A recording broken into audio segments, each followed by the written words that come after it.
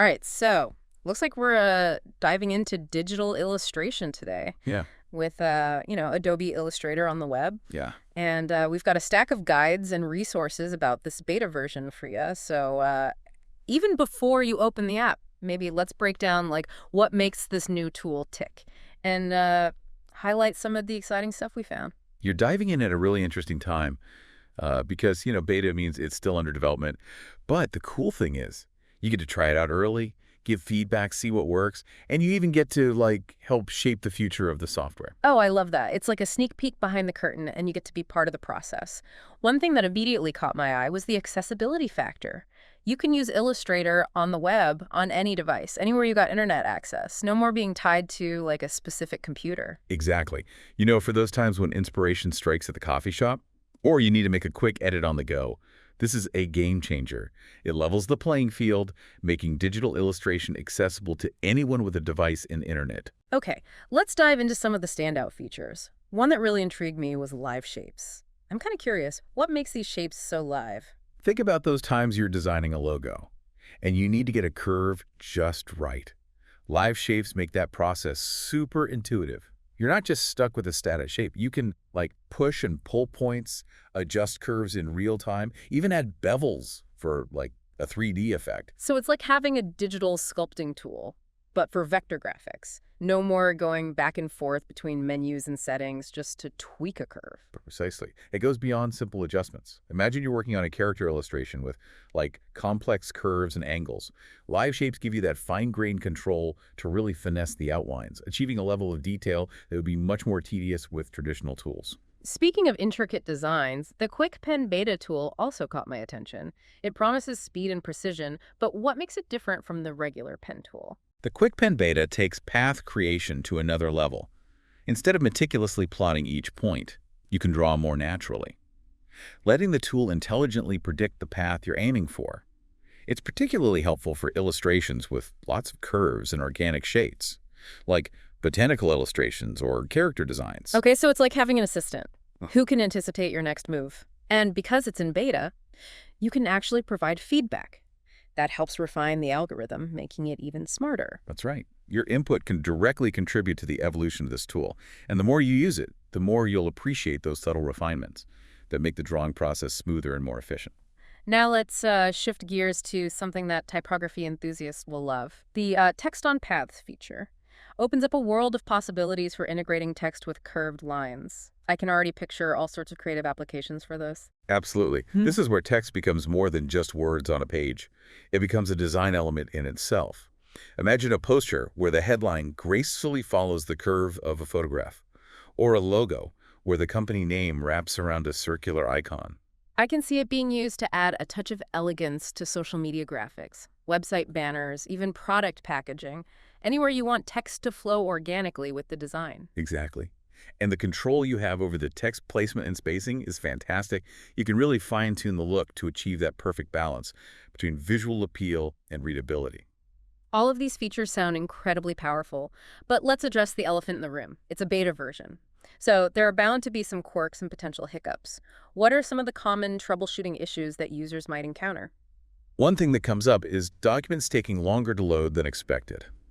This could be due to a variety of factors like, internet speed, the complexity of the illustration, or even the browser you're using. So if I'm working on a really detailed illustration with lots of layers and effects, it might take a bit longer to load. Is there anything I can do to optimize performance? Absolutely. Make sure you have a stable internet connection, and double-check that your browser is up to date. Sometimes, simply closing other tabs or applications can free up resources and speed things up. You can also look at optimizing your file size, maybe simplifying some elements, or reducing the resolution if it's for web use. Those are great tips. And what about the dreaded browser crash? That's every designer's nightmare. Does Illustrator on the web have any safety nets for recovering lost work? Here's the beauty of working in the cloud. Your work is constantly being saved, even if your browser crashes. You won't lose your progress. Simply reopen Illustrator on the web, and your file will be right where you left off. That's a huge relief. Knowing that your work is safe no matter what allows you to focus on the creative process without that nagging fear of losing everything. Exactly. It fosters a more carefree and experimental approach, allowing you to push the boundaries without worrying about the consequences of a sudden technical glitch. Okay, before we move on, there's one more thing I wanted to mention. Remember Adobe Max, the big creative conference that just wrapped up? Yes, it was October 14th through the 16th. Well, all the sessions are available to watch on demand. They cover everything from graphic design and illustration to video editing and photography. You might even pick up some interesting insights about Illustrator on the web itself. Absolutely. Adobe Max is a fantastic resource for staying up to date with the latest trends and techniques. And with all the sessions available on demand, you can explore them at your own pace. All right, let's pause here for a moment, take a quick breather. When we come back, we'll dive deeper into some specific examples of how these features can be applied in real-world projects. So stay tuned. Welcome back. Now that we've covered some of the standout features of Illustrator on the web, let's get practical and see how these tools can be used in real-world projects. I'm particularly curious about live shapes and how they work in practice. Let's say you're creating a logo Mm-hmm. with a curved element, maybe, for a travel company that wants to evoke a sense of motion. With live shapes, you can easily manipulate the curvature of that element in real time, seeing how it interacts with other parts of the design. You can adjust the roundness of corners, add or remove anchor points, even transform those curves into sharp angles, all with incredible precision. So it's not just about making a shape live, it's about having granular control over every aspect of its form. It sounds like a dream for anyone who's ever struggled with getting those perfect curves. Exactly. And it goes beyond logos. Imagine you're creating a botanical illustration with delicate leaves and petals. Live shapes allow you to capture the subtle nuances of those organic forms, adjusting the curvature, tapering the edges, adding subtle points for a more realistic look. Okay, so it's clear that live shapes are a versatile tool for anyone working with vector graphics. Now let's move on to the Quick Pen Beta tool. Can you give us a specific example of where this tool would really shine? Think about designing a character for a children's book. You want those lines to be fluid and expressive, capturing the personality of the character. With the Quick Pen Beta, you can draw those lines more naturally, letting the tool anticipate your next move. It's particularly helpful for creating those long, flowing curves that give characters a sense of movement and energy. So instead of clicking point by point, you're almost sketching with the pen tool, letting the algorithm smooth out the path for you. It sounds like it could significantly speed up the illustration process. It does, especially when you're working on complex illustrations with lots of curves.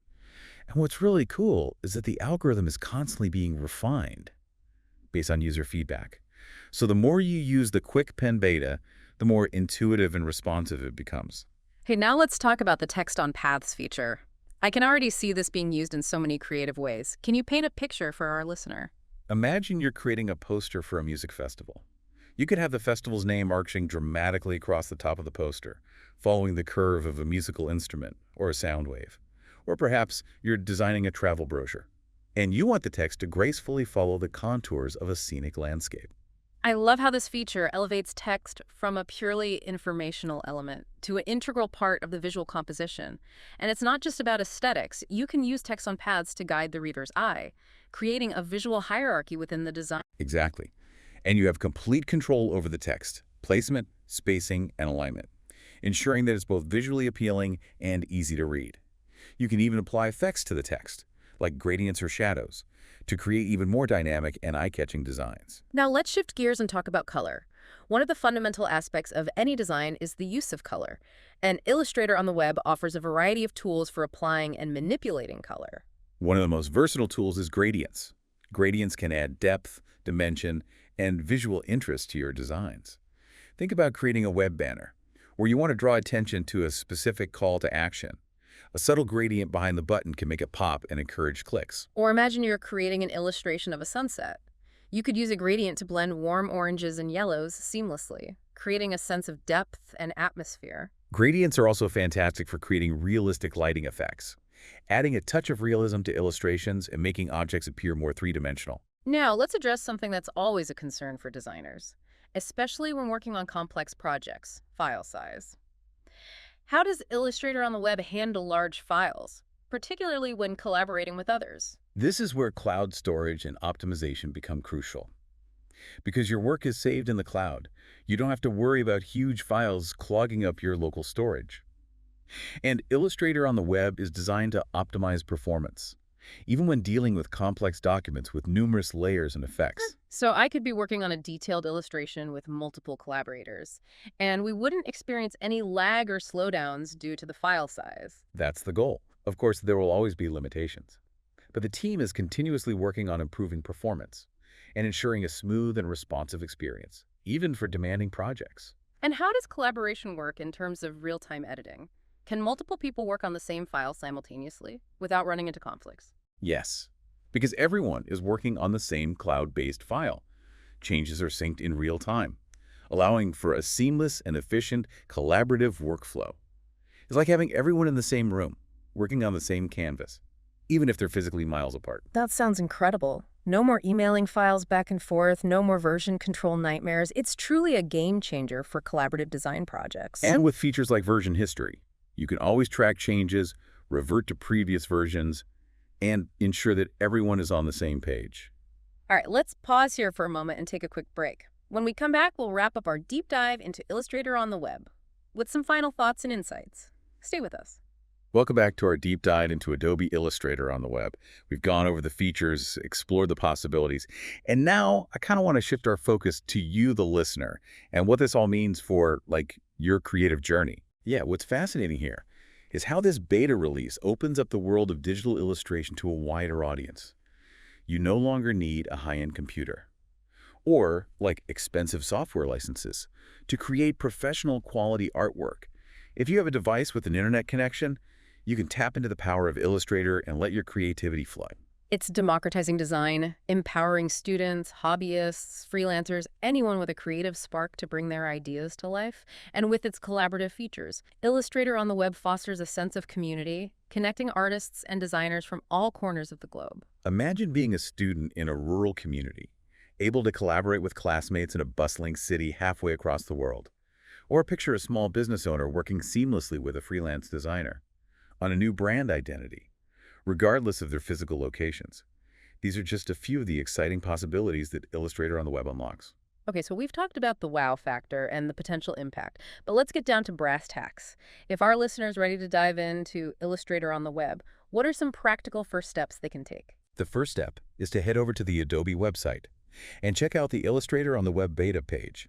There you'll find a wealth of resources, including tutorials, guides, and community forums where you can connect with other users and learn from their experiences. It's like having a built-in support system right from the start. And because it's a beta version, don't hesitate to experiment, play around with the features, and provide feedback. Your input helps shape the future of the software. This is your chance to be a part of something innovative, to contribute to the evolution of digital illustration. Remember, this is just the beginning.